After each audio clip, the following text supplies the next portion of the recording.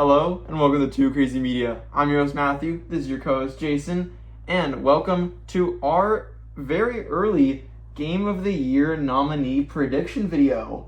We wanted to do this since just this week, just a couple days ago, Jeff Keighley and the Game Awards, they posted online on all their socials that the Game Awards is officially happening December 10th, I believe, at the Peacock Theater, Microsoft, wherever it is, Peacock Microsoft Theater.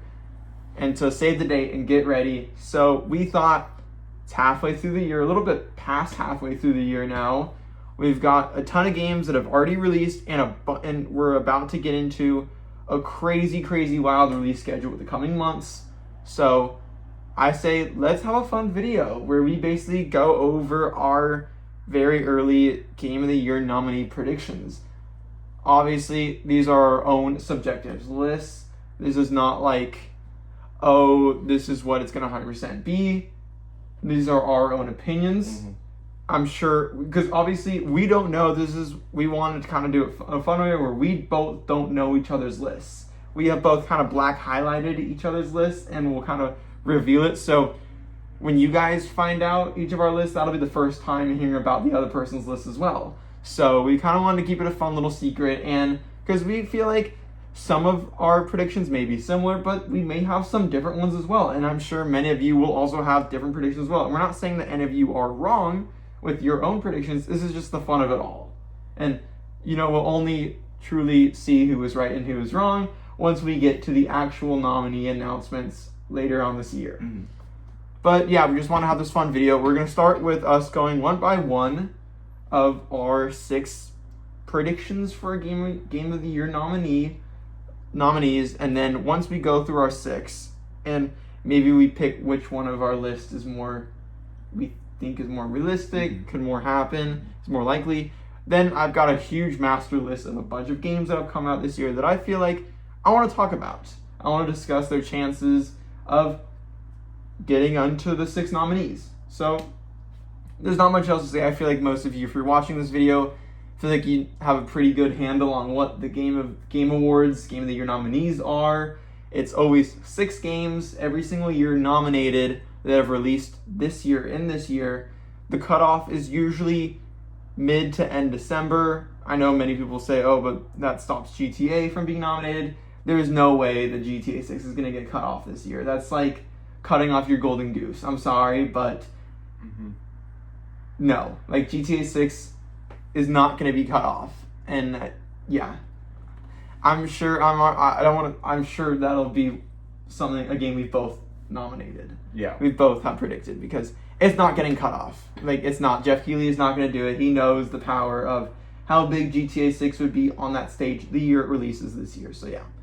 And then apart from that, we are not going to predict exactly the winner of what we think is going to win. We'll actually do that in December November, December, when the nominees come out and we have time to look at all the actual nominees. Then we'll do all of the predictions for every single category. Again, this video is just on the Game of the Year category, no other category. So yeah, with that out of the way, I say we jump into it. And do you want me to start with mine? Sure.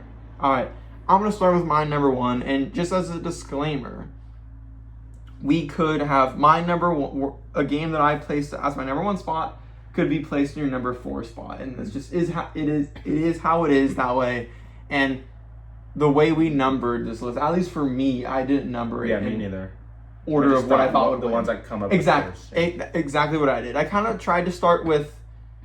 I tried to start with like my 2 locks, like the 2 games I know 100% will be nominated. So I'm sure we'll have the same ones for the first 2, and then my 3rd through 6th prediction kind of got a little crazier as they went. So I say we jump. Oh, and then one final disclaimer.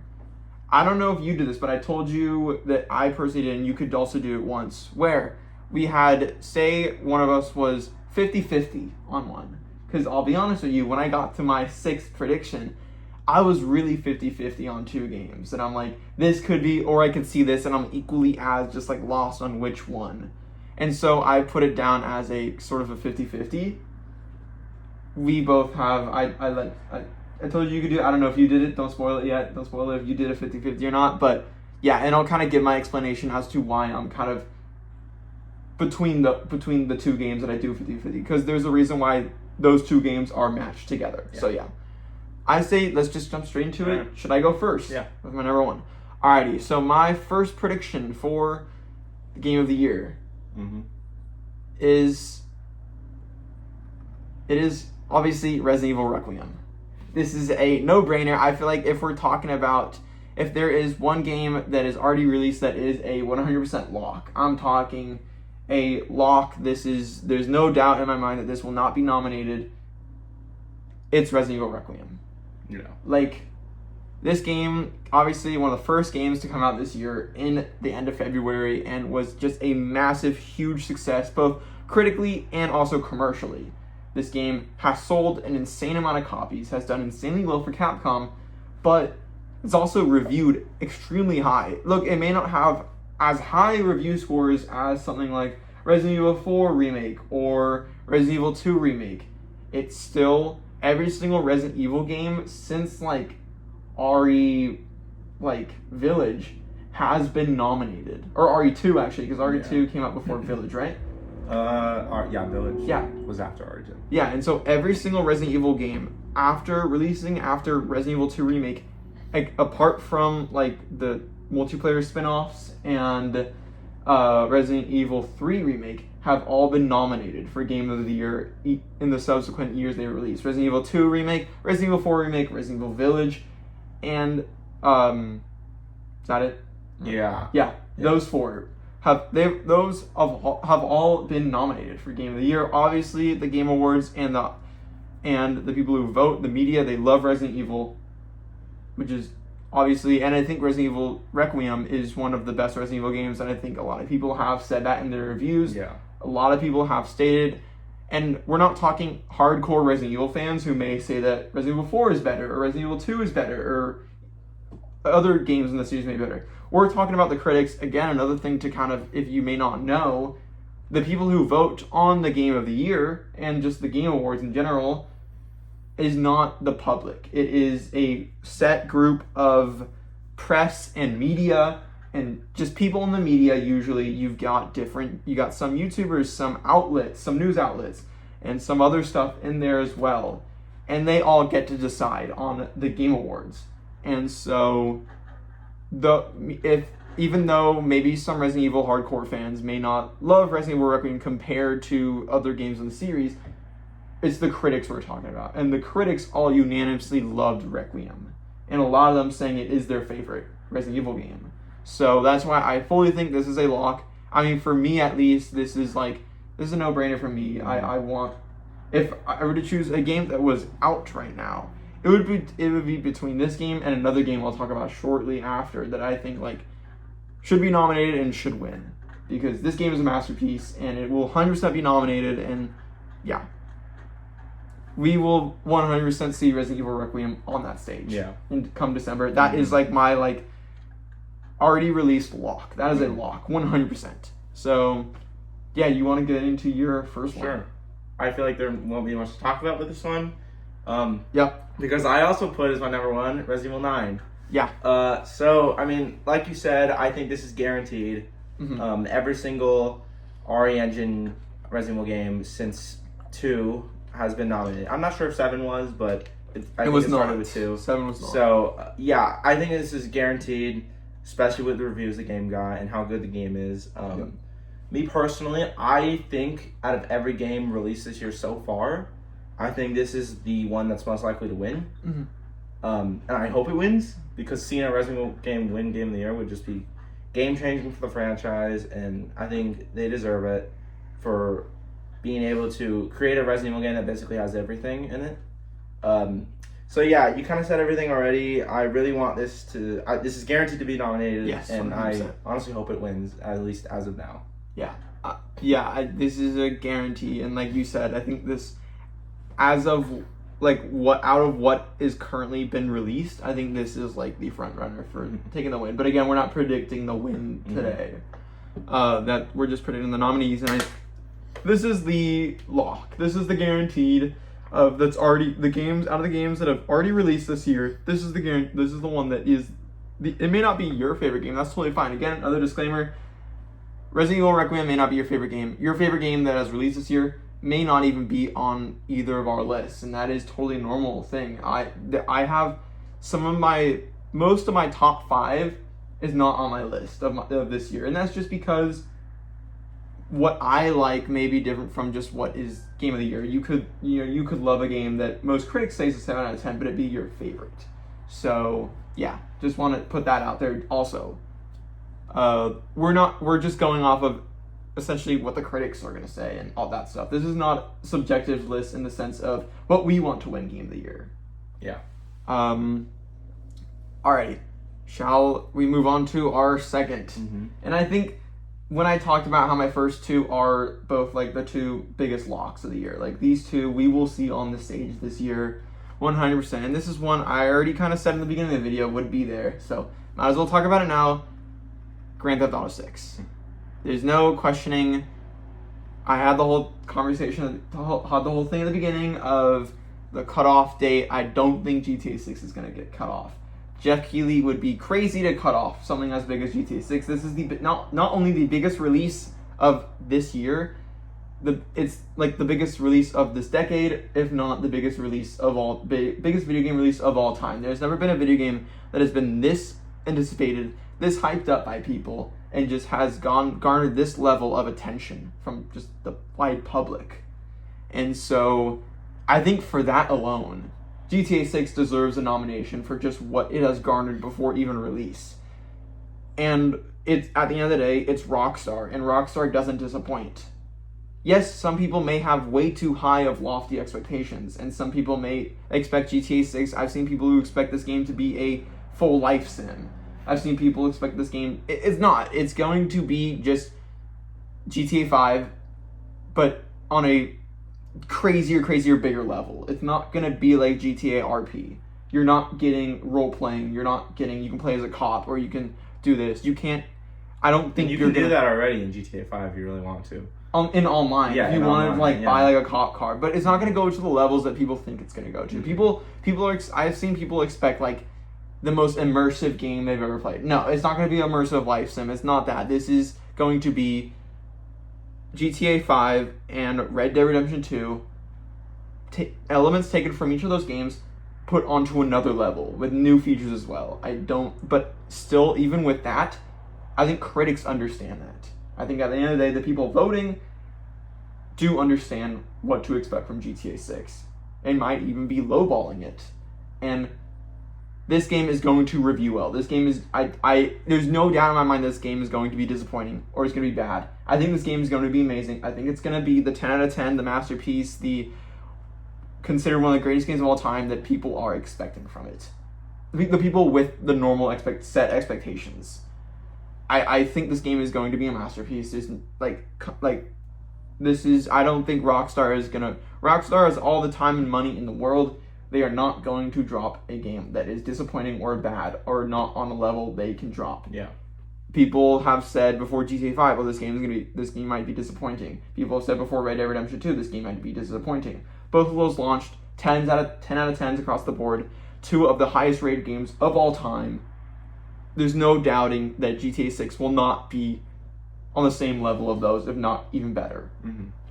And so that's why I think this game is not going to get cut off. Jeff Keighley is not going to want to cut off the biggest game of all time off of being nominated the year it released. Because if you nominate it next year, yeah, cool, if nominated, awesome. But at the same time, some thunder has already been stolen from it because it came out last year. People are like, this came out over a year ago and we're just talking about it now? Like, let's talk about another thing I just watched a video on, and Dragon Age Inquisition, which won in 2014 Game of the Year, that released November 18th. GTA 6 releases November 19th. Mm-hmm. That won. They didn't cut off. If Jeff Keighley is not going to cut off Dragon Age Inquisition, then Jeff Keighley is definitely not going to cut off Grand Theft Auto 6. Yeah. So I think this game is 100% a guaranteed lock for a nomination. And yes, it hasn't released yet. We don't know what critics, but I am pretty confident that this game is going to be the smash hit, the masterpiece that everyone is expecting it to be. So This is a 100% nomination, and yeah. Yeah, do you want to go on to your I think next? we both know that my next one is GTA 6 as well. Yes, there's no shocker. Kind of regret in the order I put it in, but no, because this is good, because we can get our two out of the way and then get into, because like we said, these are two locks. These are two obvious ones that everyone's going to pick. Mm-hmm. So I mean, like you said, it's GTA 6. It's the biggest game arguably ever made. They're not going to cut it off because that would just be stupid to do. Yep. They're going to want it there. So I definitely think it's going to be good. There's no world that this game isn't good. It's been cooking for like 15 years now. There's no world that this game isn't going to be good. Like it's Rockstar. It's not possible. I will eat my words if that happens, but I don't think that's going to happen. Eating your words. Exactly. Then. I think I won't be. No. So this is guaranteed. Obviously, if it's there, and it's going to be. And yeah, I'm super excited to see it at the Game Awards. I think it's honestly just kind of crazy to say that GTA 6 is going to be nominated for Game of the Year when it's like a long time ago. We never thought GTA 6 would ever release. So it's like crazy. I fully have like thought about that, and it's like, well, we're about to see gameplay for the first time at the end of this month, just a couple weeks away, which is crazy to think about, and then get tons of gameplay and trailers in the following months, and then get to play it in November, and then come December at the Game Awards, which is an event and show we've watched and loved for many, many, many years now, and sometimes even go to. And to think that GTA 6 is going to be there is kind of bonkers over any other game. And I think that it has an aura around it that deserves a that you could just say, oh, because you don't think about that with really any other game out there, just GTA 6. And I think that just shows. Yeah. I think it says a lot about the game, that what is GTA 6 and how big of a phenomenon it's gonna be. It's like it releases November 19th. Last thing I want to say about it, releases November 19th. By the time the Game Awards comes around, about 3 weeks after that, guess what? The mind share is still gonna be on GTA 6. Like that's still what people are gonna be talking about. People are still gonna be making constant videos on it, playing it, discovering new things. Like it's just gonna be still in everyone's head. So yeah. I'm not saying that the Game Awards is just going to be this massive victory lap for GTA 6, but it very well could be. I personally hope not, because that is what we saw last year. And even though Expedition 33 was a fantastic game, I think it was a little lame to see it take literally everything and not a single game got anything else. Fair. So I hope that doesn't happen here. But if the game is generational, then it is GTA 6. So I think if there's any game that does deserve to have a massive victory lap, it is this. Yeah. Alrighty. Let's move on to our third pick, and this is where it starts to get fun, because we both kind of assumed that our top 1 and 2 would be Requiem and GTA 6. We assume that those are like the two locks that everyone is predicting that will be nominated for this year. But let's get into some fun ones. So my third one is one of my most anticipated games of this year. It is Control Resonant. I think if Resident Evil Requiem and GTA 6 are my two 100% locks, then Control Resonant is the closest you get to those two in terms of, this is like a 99% lock for me for a nomination, for multiple reasons. I think for one reason, kind of similar with how much the critics and the people who vote and just the game's media loves Resident Evil, they love Remedy.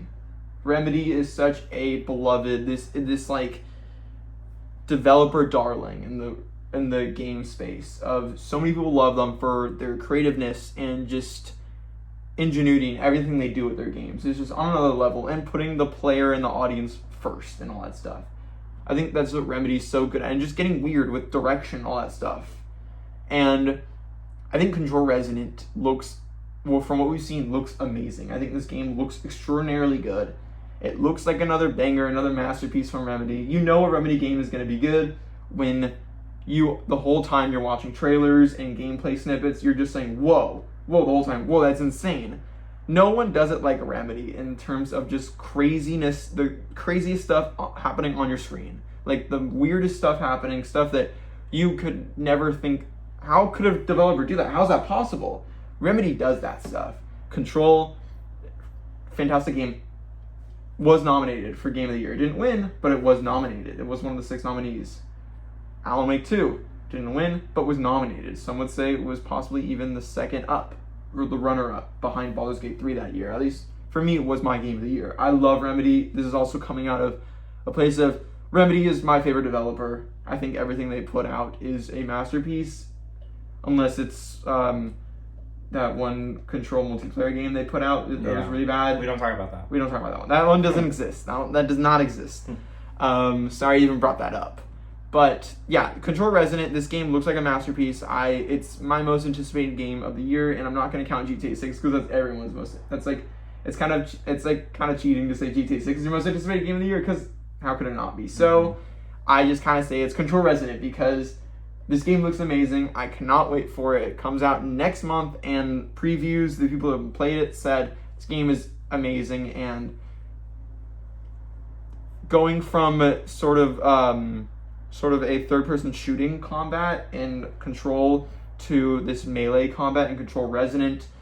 Previews came out a couple days ago for it. A lot of people saying it's not like parry focus, it's all about going fast. It's like a third-person melee version of Doom, where it's all about momentum. You're going as fast as possible. You cannot stop. You are not stopping at all. You are just constantly hacking and slashing. A lot of people have compared it to very much the feel of like the original God of War games, like that hack and slash, or even a Devil May Cry. Like a lot of people are like, this is basically just Remedy's Devil May Cry, and that is awesome. This game looks insane. The direction of it all is bonkers, and I think this could hopefully be Remedy's best. Like I want this. I'm going into this. I want this.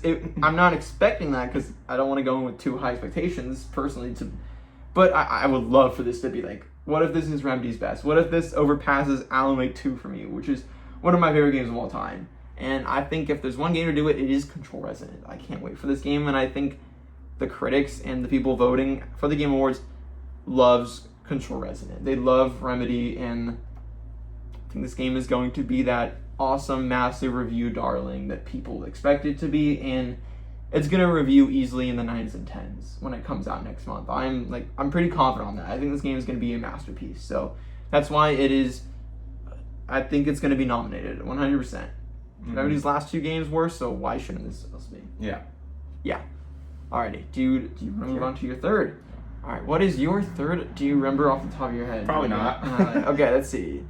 Wolverine. Yes. Okay, now I remember. Yes. So Wolverine is my third pick for what I think is going to be nominated, and this is kind of like this is also like brought to my head from recent events today, because a lot of gameplay and impressions from the game was released today, and I've seen all the gameplay, and I think it looks good. I think it looks really good. I think Insomniac cooked. I don't think they overcooked. Like, okay. I don't think they're doing as like the crazy stuff that they did for Spider-Man. But I mean, we haven't seen the full game yet, obviously, so we don't know that. Yep. But so far, I do think this is almost guaranteed to win, or not. Sorry, not to win, obviously, but to be nominated. Really? I think because I just think Insomniac has just like a record now. I think Spider-Man 2 was nominated. I think was the first Spider-Man nominated? It was. Yeah. It was. So I think it'd be hard for this one. Even Ratchet and Clank Rift Apart was. Insomniac's just kind of like the PlayStation studio now. Yeah. So like, I feel like this one's probably going to be nominated. If the game ends up being really bad, I don't think it will, but I don't think that's going to happen. I think the game's going to do pretty well, and I think the game's going to review pretty well as well. Okay. So yeah, I think this game's going to be nominated. I hope it does, because I am excited for this game, and yeah.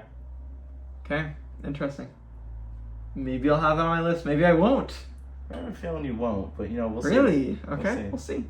Alrighty, let's get into our fourth predictions. Alright, so my fourth prediction for the Game of the Year nominees is 007 First Light. This is another one of... When I said at the beginning of the video that Resident Evil Requiem is one of two games that is my favorite of the year, my actual favorite game of the year is 007 First Light, which just edges Requiem out by just a little, just the smallest margin, just because I love Requiem. It's a game I absolutely adore. It's my favorite Resident Evil game. But First Light was going into it, I was saying this is my dream game. Going into it and coming out, I said this was my dream game come to life. So I loved First Light. First Light was different for me than maybe a lot of other people playing it, because this was the game I've always wanted of a Uncharted like, but with one of my favorite movie characters, James Bond, in a also modern day setting with cool combat, awesome locations, and real life cars, which is everything I could ever ask for in a video game, and it came true with 007 First Light. And I did a review on the channel, obviously, for this game, and I talked about just how enamored I was with it and how it is one of my favorite games I think I've ever played, in terms of I haven't felt this much joy playing a game and having this much like kind of wish fulfillment in a game in forever. And that's all that to say, I think a lot of critics felt the same. I remember this game was releasing, watching critics' thoughts about it, and watching reviews and videos and reading articles on what people thought of 007 First Light. It was all very positive, and I was really shocked by that. I thought this would be a game that I would love, but some people would find this to knock, and some people would find this to knock. But I was shocked to see that almost basically every single review was extremely positive. I was seeing 9s, I was seeing 10s, and I was blown away by that, and just really happy to see that I'm not in like a small camp of people who think this game is a masterpiece. I think this is, a lot of people didn't expect, including myself, did not expect IO to have it in them. The kind of game like this. The Hitman games I love, they're fantastic games. I played all the recent World of Assassination trilogy. But I didn't think they had something like this in them, but they did. They proved us all wrong, and they proved the whole industry wrong. And I think people were really shocked by this. And while this is one I'm not too, I'm like, because obviously this is on my list, there are some games I think could overpass this and take its place in the nominees.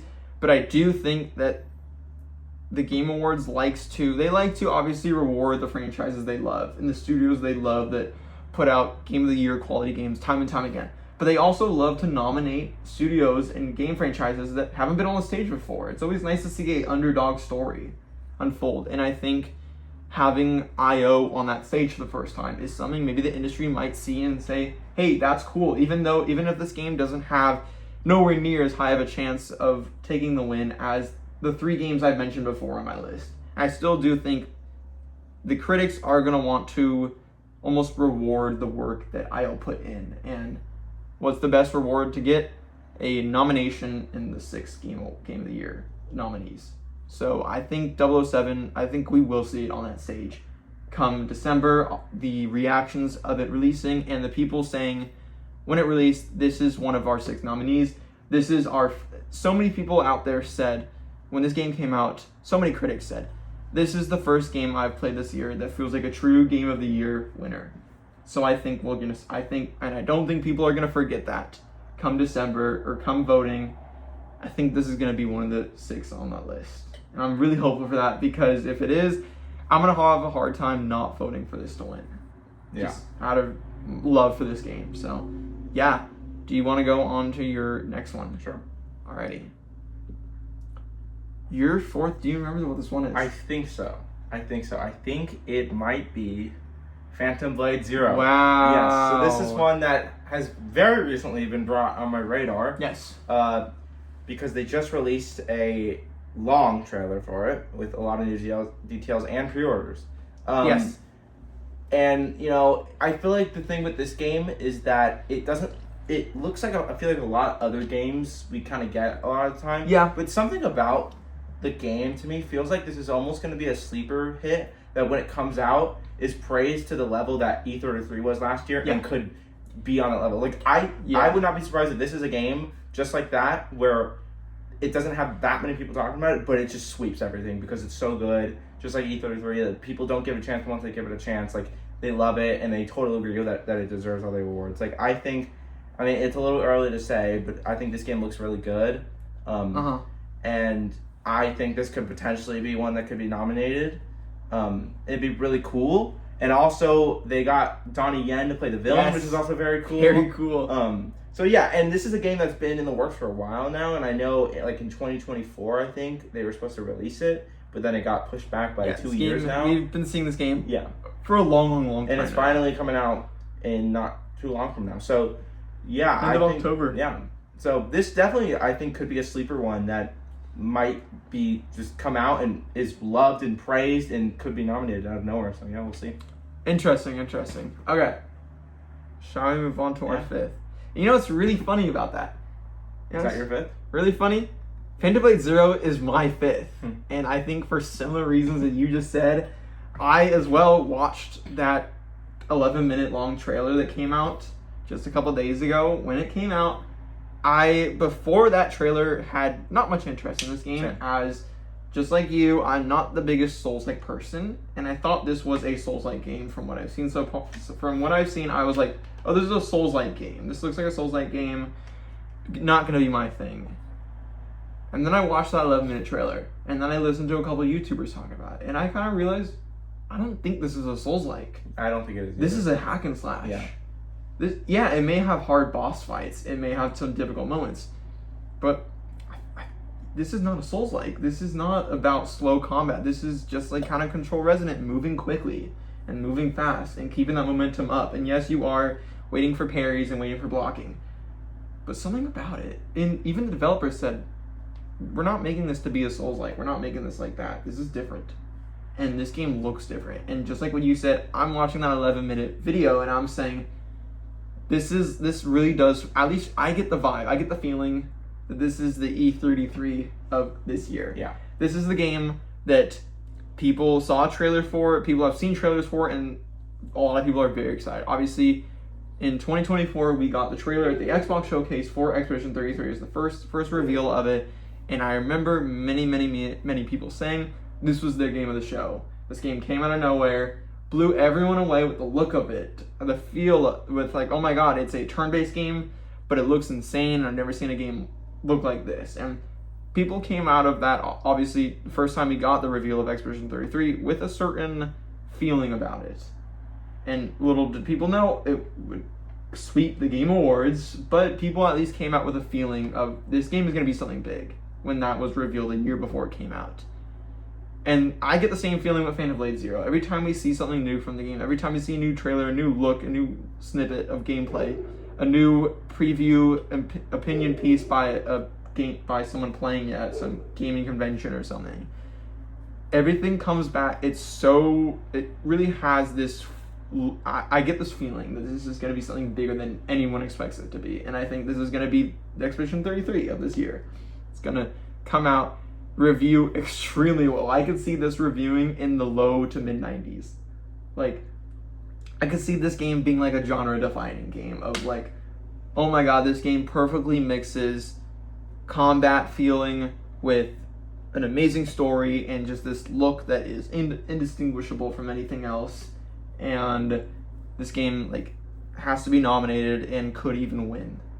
Like, I think this game is gonna be big. I feel like funny enough, we have like the same feeling of you watch that trailer and you say, this is gonna be something. This game is gonna be massive.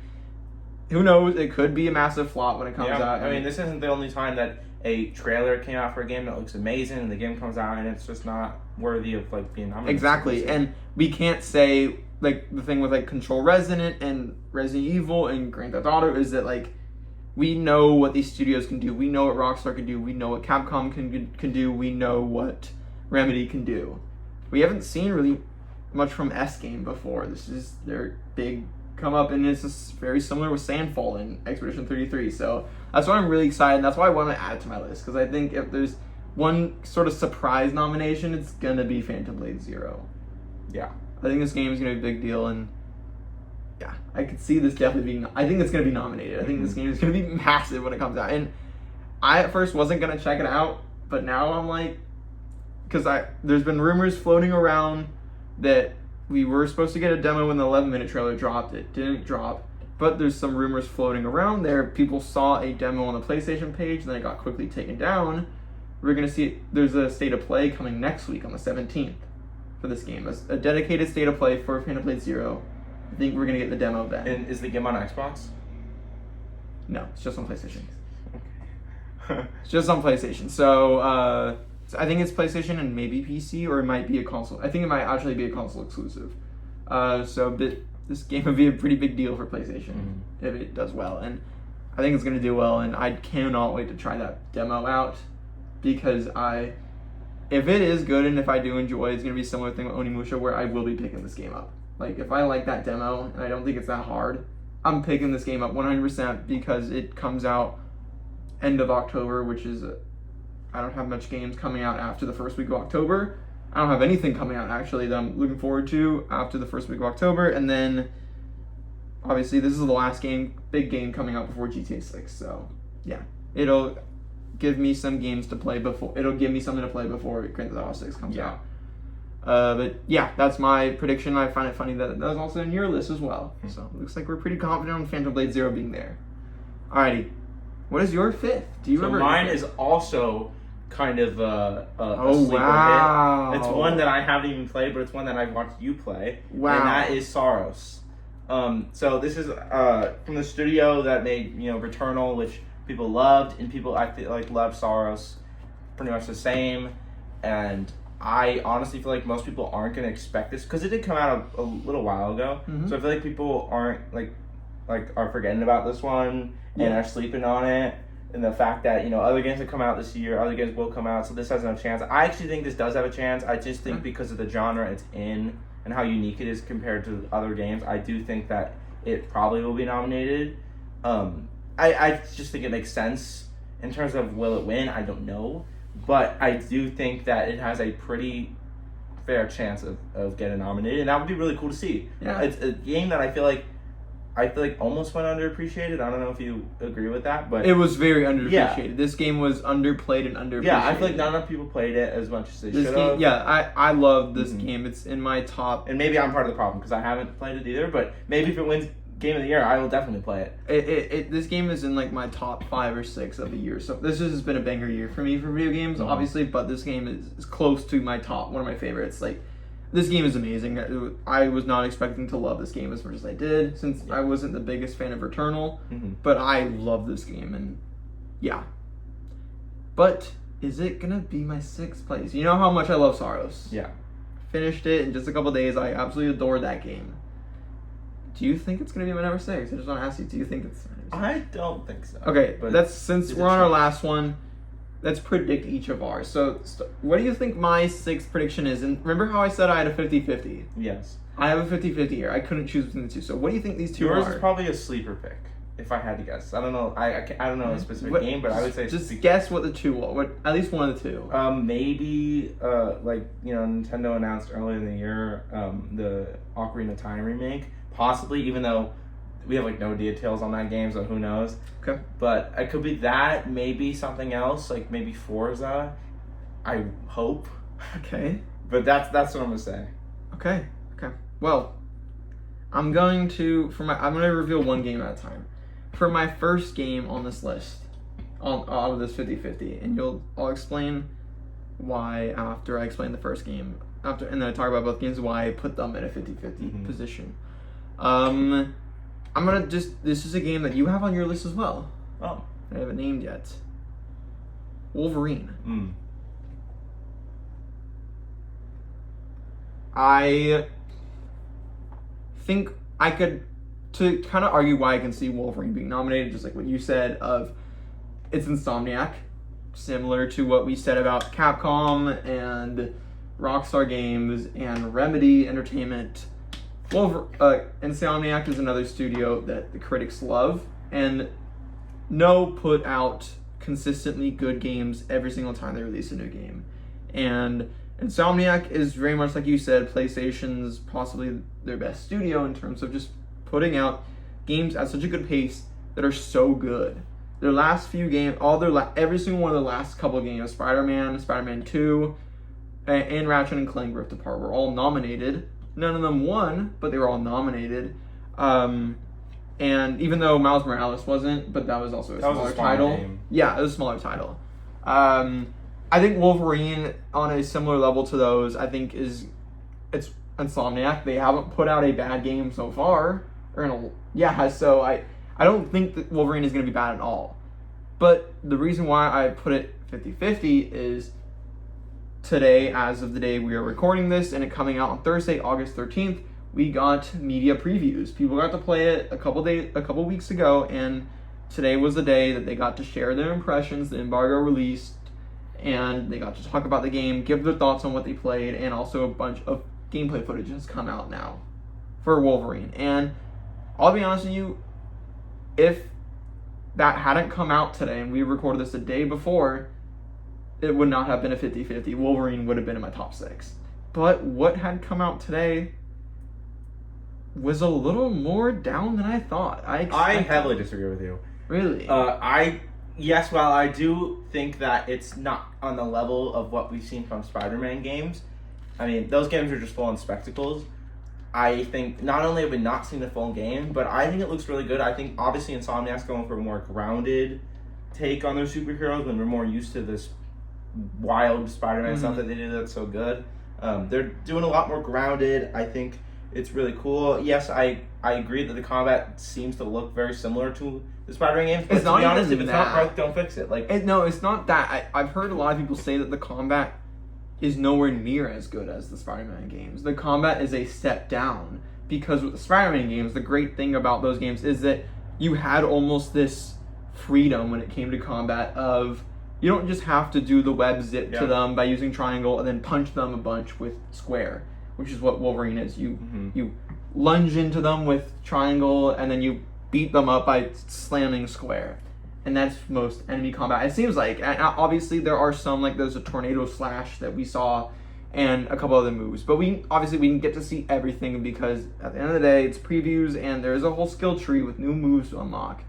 But with Spider-Man, we got to see, it wasn't just different combat moves you can unlock that changed the combat flow. It was, if you wanted to take down enemies by just jumping off of a wall and jumping into them, you could do that. If you wanted to take out an enemy by webbing them into a wall, you could do that. If you wanted to use a web bomb, if you wanted to use this, if you wanted to use that grappling hook thing that grapples enemies together. There were so many different free flow options in combat in Spider-Man, and Wolverine just doesn't have that, or at least what they played. And we got to see all those also before launch, or in previews, in gameplay trailers and all that stuff for Spider-Man. We haven't seen really much for Wolverine. We've seen he kicks, he lunges, and he does the normal attack, and he can do a tornado attack if you want to. And that's what we've seen so far, and something about it, and at least, I haven't played the game yet, I haven't played Wolverine, I'm just going off of what a lot of the previews that I've watched and read this morning have said. That's the combat just isn't on a level they've played so far compared to something like Spider-Man, because a lot of them said that when they went to the Spider-Man preview events, but for both Spider-Man 1 and 2, they came out saying, for both of them, this is like the greatest preview event I've ever been to. This game is going to be amazing. They didn't come out with that same feeling with Wolverine. And maybe that is because this is our third Insomniac Marvel game. People are maybe getting a little tired of a lot of the stuff they do. And I'm not saying I agree with any of this, because I haven't played the game. I'm just saying this is what other people have been saying, and the same people who are saying it are a lot of the same people who, at the end of the day, choose who gets nominated and are the people who vote. Yeah, but I do think opinions are going to change when the full game. Oh, 100%. And that's why it's still on my list. Yeah. That's why I still think it's going to get nominated. Yeah, that's why it is. Unless it really sucks, then it won't. But, I think the only thing that could stop it from getting nominated is that I think if this game is a 9 or a 10 out of 10, it will for sure be nominated, just like Spider-Man. But if this game is an 8 out of 10, I think they'd rather give it to another game or another studio who has never received a nomination before and deserves a nomination. And they say, this game is a 10 out of 10, this game is a 9 out of 10. This studio has never received a nomination. Wolverine is a great game, but it's just a lot of the same that we've seen from Insomniac, and it doesn't do anything new or crazy to warrant that. We want to give it to someone else who might have done something new and never has gotten a nomination, which is why my second game that I put in the 50-50 is a studio that has never been nominated for Game of the Year. They've been nominated for other awards. They've won awards at the Game Awards before. This is a 10 out of 10 game that came out this year. And they deserve their flowers, finally. It's Forza Horizon 6. Yeah. Okay, good. I think, for me at least, Playground Games deserves their flowers of Forza Horizon 6 on a bigger stage than is just the nominees for best racing game or best racing and slash sports, because that's what it gets. I mean, the racing games get clumped with the sports games every year. It's not fair. Like, you compare the quality of Forza to like all the sports games that come out. NBA Like, 2K or it's something. not even fair. Those games have no thought put into them. Yeah, and so And it wins every single time it gets nominated. Forza wins every single time. And every single Forza game has been, on Metacritic at least, in the 90s. Or almost every single game. I mean, like Forza Horizon 3, Horizon 4, Horizon 5, and Horizon 6, all the 90s. All some of the highest reviewed racing games of all time. And still has never gotten the flowers it is deserved on the Game Awards stage. I fully, truly believe this game deserves to be nominated. This is, in my opinion, the greatest racing game ever made. I totally agree.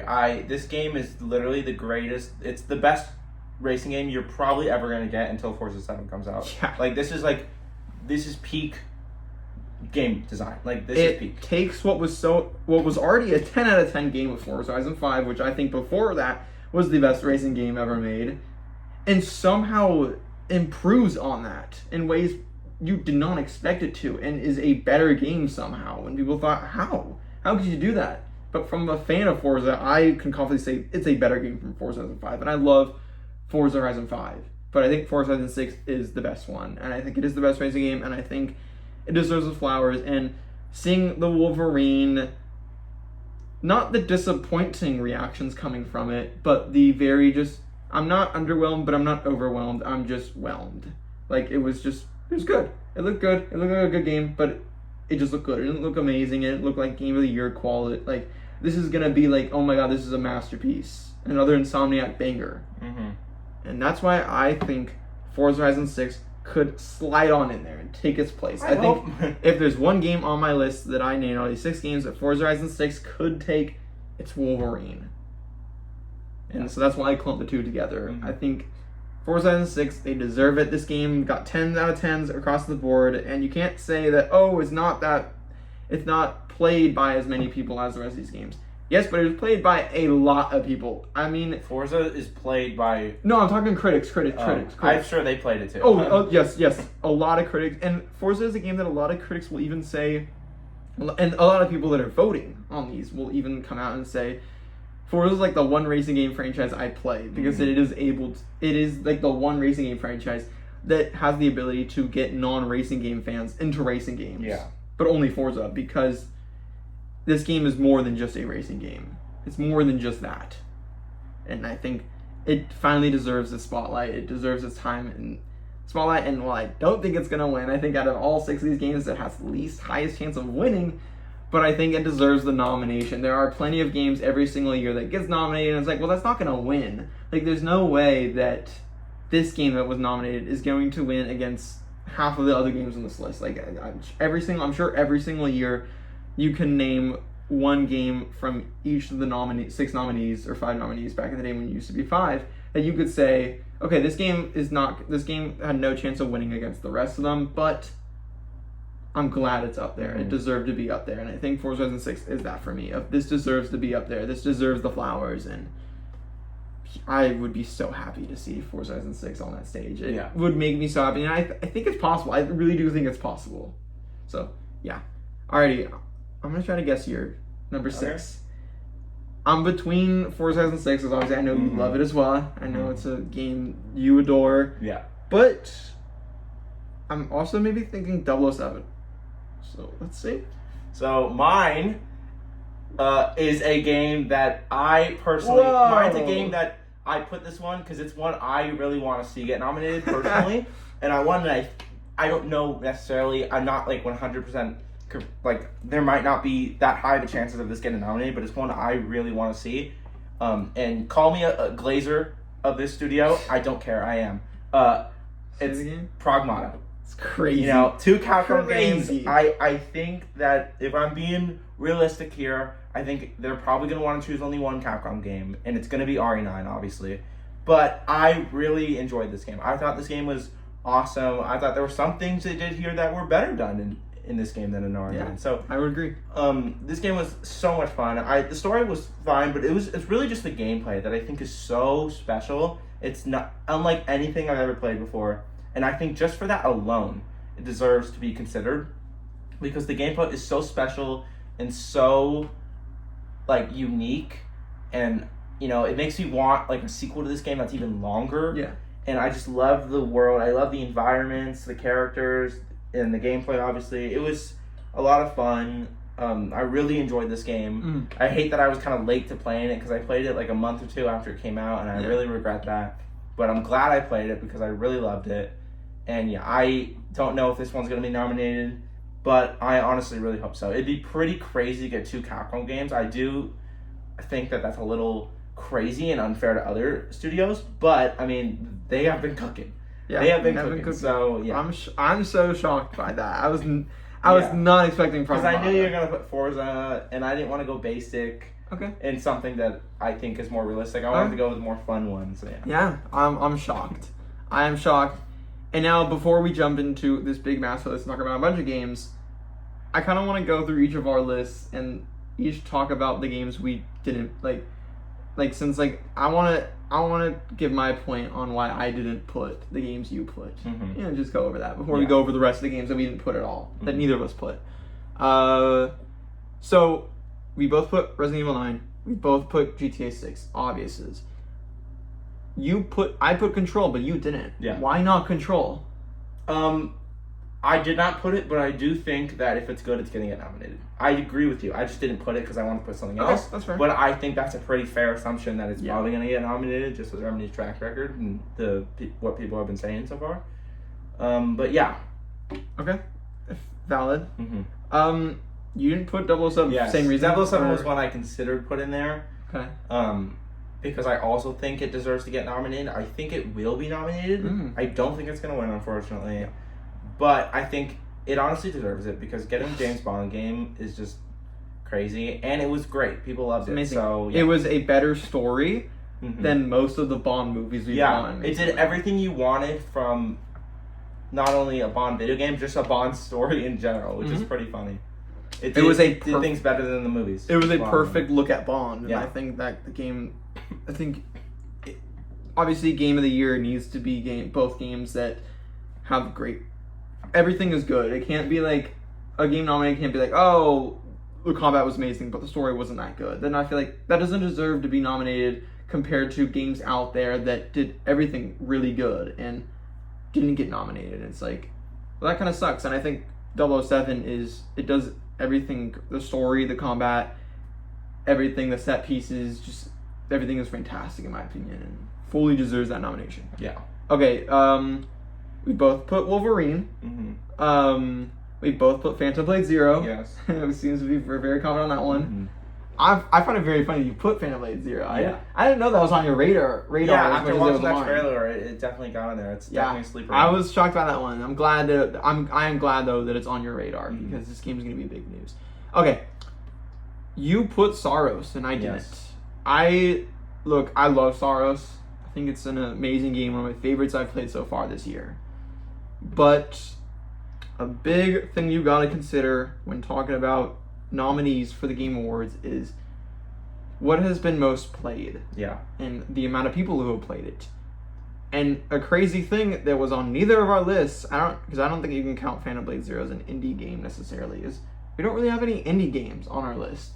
Every single year we've had at least one indie game, if not multiple, in the last couple of years on that Game of the Year list at the end of the year. I believe that this is going to be the first year in a while that we don't have really any big indie titles because just how the sheer amount of AAA titles that are coming out this year and the sheer amount of banger AAA titles that are coming out that are like going to be massive. And so I find it shocking, but the reason I also didn't put Saros, and it has to do similar with why I didn't put any indie games, is that a lot of times in past years, the indie games that are nominated are these big phenomenons. Think Expedition 33, Balatro, Hades, and Hollow Knight. Games people don't stop talking about months after launch. I mean, all 4 of those games I just named are games that people were constantly talking about way after launch. That usually only happens a lot of times with AAA titles, but those games were talked and played on the level of a big AAA title. Like, Balatro was a huge phenomenon. Expedition 33 was Expedition 33. Yeah. Hades. Both Hades 1 and 2. Both nominated, both massive, I'd say one of the biggest indie games ever. And then same with Hollow Knight. Obviously, the hype behind Hollow Knight Silk Song was humongous, and so that game, when it came out and had so much people talking about it, so much people loving it, those games are the reason why those indie games were nominated, because they broke almost this veil of popularity. And while some can say that is kind of unfair, that it's not just about how good the game is, it's about how many people played it, it is just the truth. It's also about, did enough people even play this game for it to be nominated? Because if enough people didn't play it, then another game is just going to take its place. And I think, sadly, Sorrows was just not played by enough people. Yeah, I do think there's still a chance, but that is true. There's a chance, but I can name 5 other games I didn't have on my list that I think would be nominated before Sorrows is. And I love Sorrows. Don't get me wrong. I love Sorrows. I just sadly don't think it's going to have much of a conversation when we get to November and December, just because it seemed to be forgotten, sadly. Mm-hmm. And it was, like you said, underappreciated and underplayed. Like, criminally underrated. This game is amazing, but sadly just so underrated, which really sucks. So I just don't think it had as big of a splash as Returnal did. Returnal wasn't even nominated, so yeah.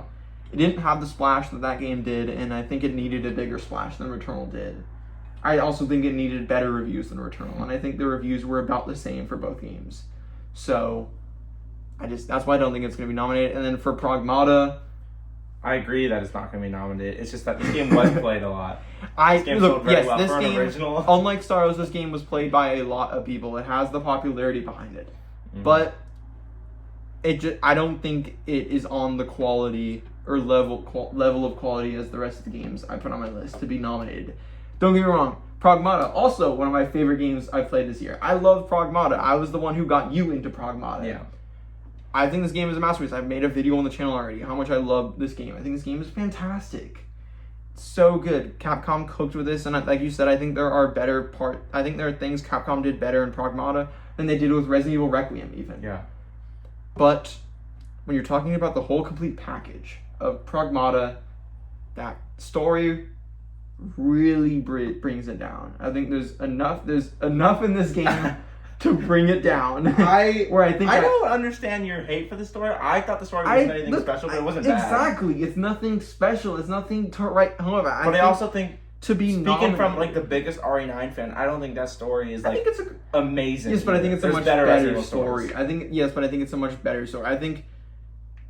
I feel like, I don't know, something about and also another thing you gotta look at. I know this is cliche, but a thing you do have to look at when you're considering what games get nominated is the review scores. We've never had a game, and none of these, I'm not saying Pragmata had a 86, 85 review score in both OpenCritic and Metacritic, but it is lower than every other game I've picked on my list that did come out, and probably going to be lower than all the other games that haven't come out yet on my list. Like, yes, it could happen. There have been games in mid to low 80s that have been nominated, but it's rare. And I just don't think so. I think Pragmata, people will love it, and it will be nominated in other categories. I think all the games we have mentioned will get nominations in other categories, but I just don't think we're going to see Pragmata in the Game of the Year nomination. Mm-hmm. I just think there's a lot more games that I think are going to be chosen before that. But now that we've done that, what I want to do kind of for the end of the video is to kind of go through, I have a huge list of a bunch of games, and we're not going to go over the games that we already talked about, and kind of just explain why we didn't choose those games. So let's just go through them, because there's some games I do want to talk about, because a lot of these games people have been having conversations about, and I have thoughts on a lot of these games. So first, GTA 6, both had it. Requiem, both had it. Wolverine, both had it. All right, mixtape. And also the order of these games, they're in no specific order. This is just, I just made a massive list of what I thought was the biggest and best reviewed games of the year so far, and the games coming out that I think will also make a big splash, and just put it into a random wheel generator. And that's how I chose the order of these games. So yeah, mixtape.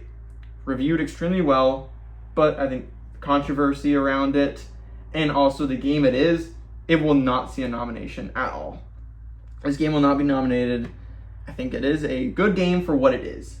It's a great 3-hour long experience, but I can't really call it a a game, and we're talking about the game of the year. Yeah, this is not experience of the year. Exactly. This is a 9, 10 out of 10 experience to have, but it's not really a game in the way of everything else on this list is a game. And I think while it is very well made and the developer and it's well written and all that stuff, I think it is a very good experience. I just don't think it is a game on the level of everything else to be deserving of a nomination. So yeah. And also just controversy around it and stuff. And I just think that turned a lot of people off from playing it, and I just don't think this is going to get a nomination at all. I think this is we're definitely going to see this nominated for best indie game. Yeah. 100%. But it was definitely not going to be nominated. Feel the same about that? Yes. Yeah. Yeah. Okay. Saros, we talked about it. Okay, the Dust Bloods. I personally don't think it's getting nominated. No. Because it's a Switch exclusive, and it's an online. Yes, that is the FromSoft game. That's the kicker. Yes, FromSoft games oftentimes do get nominated. I think they're going to skip the this year. industry loves FromSoft. They are kind of like Remedy, the other, I'd say, industry darling. But I think, their last game, Elden Ring Night Reign, did not receive a nomination, and it was an online game. It was a multiplayer Souls game, and I think this is the same thing. It's, like you said, a Switch exclusive, which is sadly gonna hurt it. It hurt its chances, and it also being an online-only multiplayer game. And it is even more online than Night Reign is. Like, this is a full-on, PvPvE game, which I still think is bizarre. Yeah. I think this is a really bizarre game. I think when FromSoft makes another Elden Ring-like game, which is full on single-player, then they're going to get nominated. Oh, 100%. Yeah, but I don't think this is going to receive a nomination. Obviously, it's FromSoft, so I had to include it somewhere in this video because it's FromSoft, and the hype around it is pretty big. I don't even know if this game is going to release before the cutoff. Like, GTA will. But people think this game is going to release December. Because if it was going to release in September or October, we would have got that date already. Yeah. And I don't think they're going to drop it in November. So I think November is the no-go, except for Nintendo and Ocarina of Time, which we'll talk about as well in this video. But yeah, I don't think we're going to see this game nominated at all. Yeah. Like you said, when we see the next single-player Souls-like game, for sure. Probably win. Yeah, it has a big chance of winning, but this definitely not. Yeah. Definitely not. Yeah. Alrighty. This is one I want to include because the talk is honestly kind of annoying about it, and I just want to set the record straight. And again, this is our opinion, but at the same time, we're also kind of going off of this with facts and just kind of Crimson Desert. This will not be nominated. And I'm going to be honest with you, this might be a hot take for some people, might not be for others, but I don't think Crimson Desert will receive any nominations in any category. I think the only nomination is RPG, and I don't even know if we'll see it there. Because there's a lot of other RPG games in this video that we're going to talk about, and we've already talked about, that might take its place. I'm not saying that Crimson Desert is a bad game. While I may not have liked it as much as a lot of other people did, I'm talking about the critics. Again, this is not us. This is not our list. This is not our Game of the Year list. This is what we think the critics, the actual Game of the Year list is. We're not picking the Jeff Keighley Game of the Year list. We're not picking that list. The critics are. The people, the voting people, the people who are voting are. We are not. And the people who are voting were even more negative on Crimson Desert than even I was. I wasn't that into this game. I didn't love it that much. But a lot of people who are voting for at the end of the year were even more negative than I was. And I understand that a lot of people love this game. This game is very highly loved by a lot of people, and I love that. I'm glad that people really love this game, and I'm glad that people are enjoying this game. But from the critics' point of view, and going into the shoes of most critics out there, this game will not receive a nomination because at the end of the day, it was very middling reviews for critics. Very mixed. I remember it got a 6 out of 10 from IGN. A lot, and it's not good. And there were a lot of 6 and 7s. Sorry, 6 and 7s, and even some 5s I saw from critics. And so it also has a 70 something on Metacritic and OpenCritic. And like I said, there has never been a game released on. There has never been a game that was nominated for Game of the Year that had a review score that was in the 70s. Never, ever. And I don't think this will be the first one. Like, I don't. And so I don't think this will receive a nomination. I've seen a lot of people on comment sections of these videos saying Crimson Desert is going to win and be nominated. No. I don't think it will. Like, even if it gets nominated, it's not winning. And I think there is a 0.001% chance this does receive a nomination. There's no way these critics are gonna prefer Crimson Desert over like RE9 or GTA 6. Yeah. Or even other games you mentioned. Like, it's just not possible. Again, not speaking from my shoes, I'm speaking from the critics' shoes only. Exactly. This is not our opinion. This is the critics' opinion. Mm-hmm.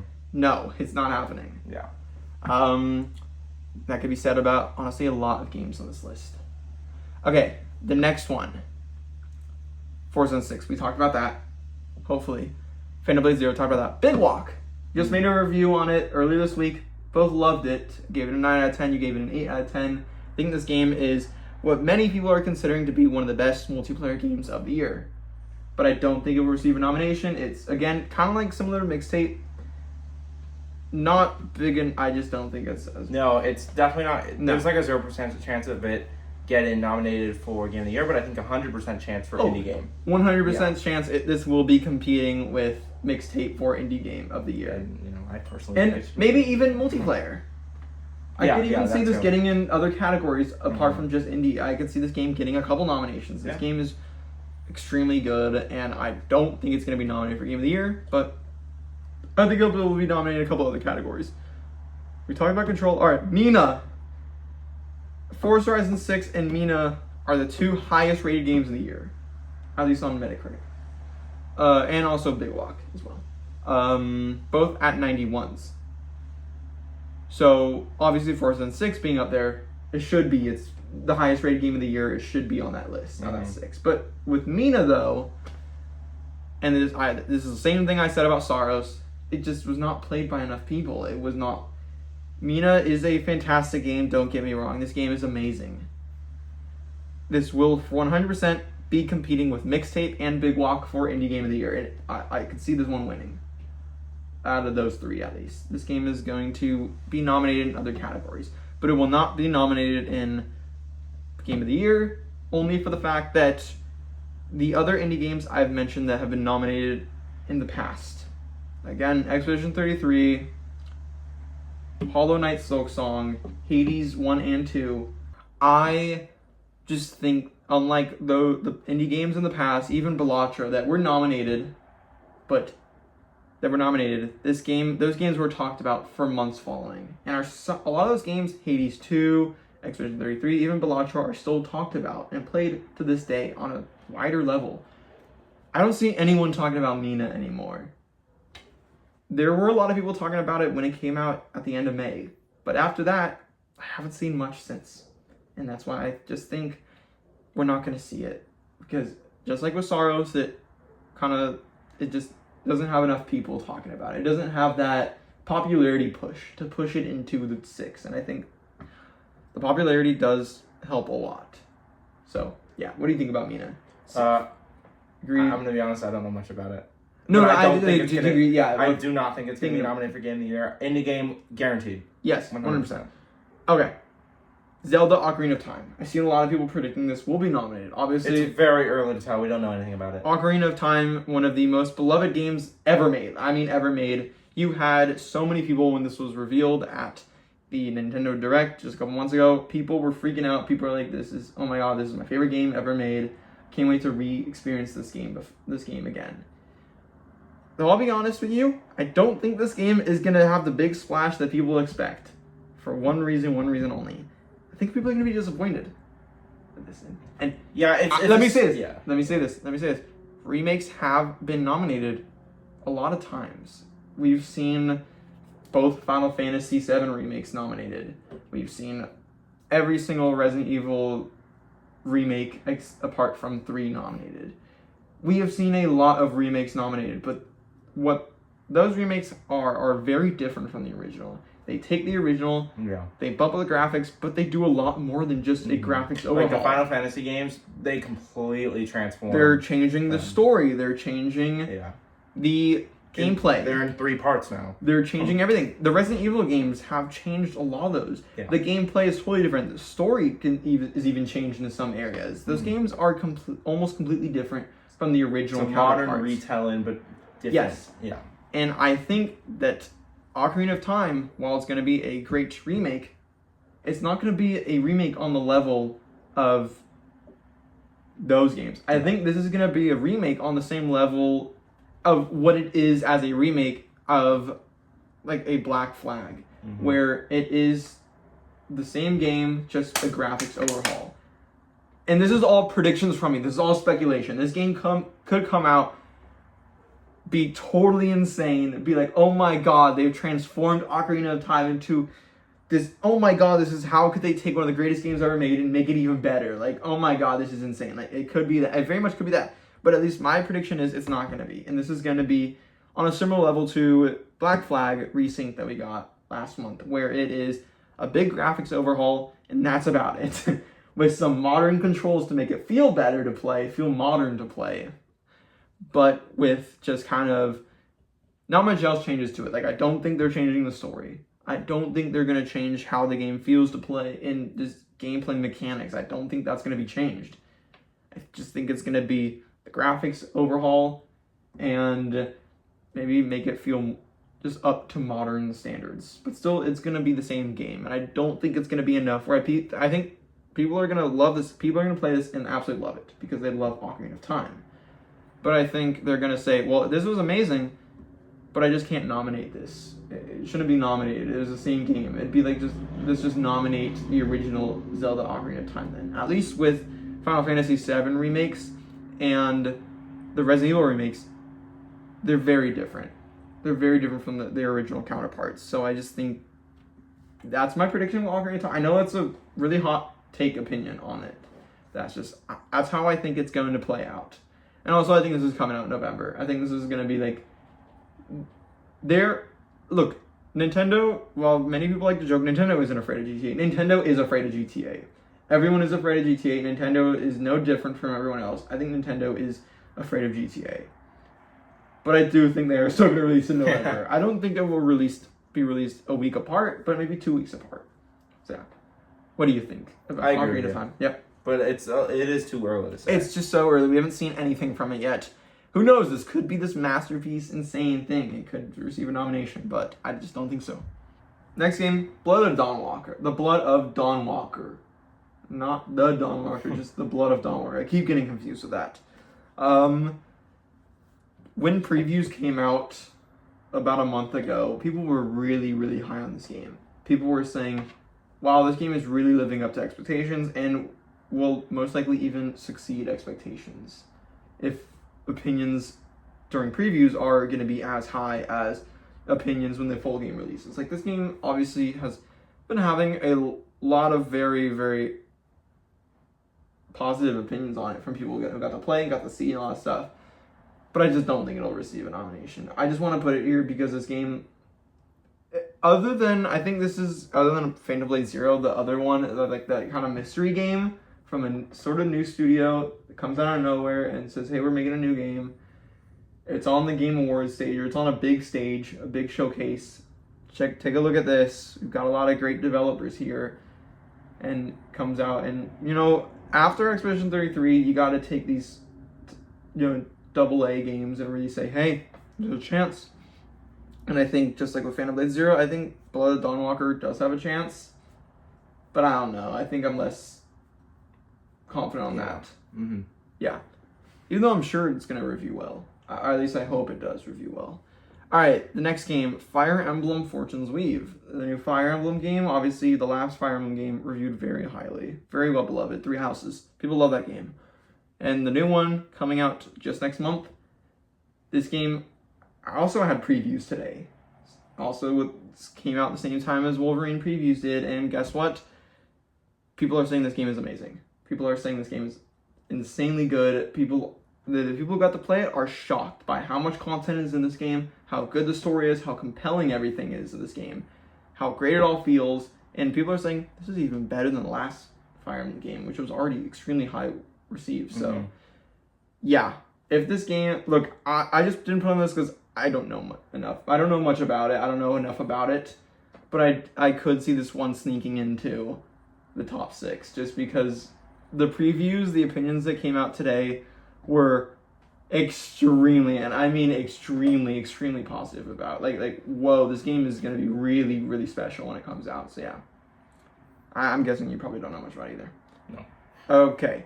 We talked about Pragmata and we talked about 007 First Light. So now we got one more game to talk about. The last game I put on my list. That's Gears of War E-Day. I just added this one because I want at least some respect for Xbox apart from Forza. Yeah. I think, you know, at the end of the day, the past Gears of War games, or at least some of the original ones, are very, very well received. They're all in the 90s review scores for Gears 1 through 3. Once you got to 4 and 5, they kind of fell off and went down to the 80s. But the first 3 were in like the 90s. And I think with Gears of War E-Day, they're really trying to recapture that magic of the first 3 Gears of War games. And I think if they can do that, it's going to review very highly. And while some people may look at this game and say, hey, it's going to be a fun game, I kind of honestly think there's a part of me that believes this game is going to review very high. Yeah, I think it will, but I think it doesn't have a chance to be nominated for Game That's fair. That's fair. There's always, you know, the Xbox tax. Mm-hmm. And it's also just like, I played a little bit of the beta. I personally just don't think it's going to be able to get game of the year, but that doesn't necessarily mean it's not going to be good. Yeah, no, yeah. I just want to put it there because this is one that I think a lot of people, including myself, are pretty hopeful for high reviews. Mm-hmm. And that is all. So just to read over our list one more time, my list for my predictions for Game of the Year are Resident Evil Requiem, Grand Theft Auto 6, Control Resonant, 007 First Light, Phantom Blade 0, and then I'm 50-50 right now between Wolverine and Forza Horizon 6. And then your list is RE9, GTA 6, Wolverine, Phantom Blade 0, Saros, and Pragmata, which those last 2, I don't think are going to happen, but they were just worth it to put on there. I think. Yeah. Okay. Well, so that's all. Let us know in the comments down below which list you like, or maybe create your own list. We'd love to see your own list, your own predictions for what you think the 6 nominees will be. Again, it's very early. We're still months away, so anything could happen. Any game could come out and wow us. I mean, we could get like Hot Wheels, that one Hot Wheels game could come out and be like the greatest game ever made. And I'm just saying, like Ace Combat 8, Onimusha. There's a lot more games coming out. Star Wars Galactic Racers. Don't forget about those. Yeah. So you never really know, and that's the fun of it all, and that's the fun of making these prediction videos. Yeah. And so, yeah, we're excited to look back come November and talk about were we right, were we wrong, and all that stuff. So thank you so much for watching. Again, let us know in the comments down below. What's your nominees this year currently? What are your early nominees? And that's going to be all for today's video. Thank you so much for watching, and goodbye.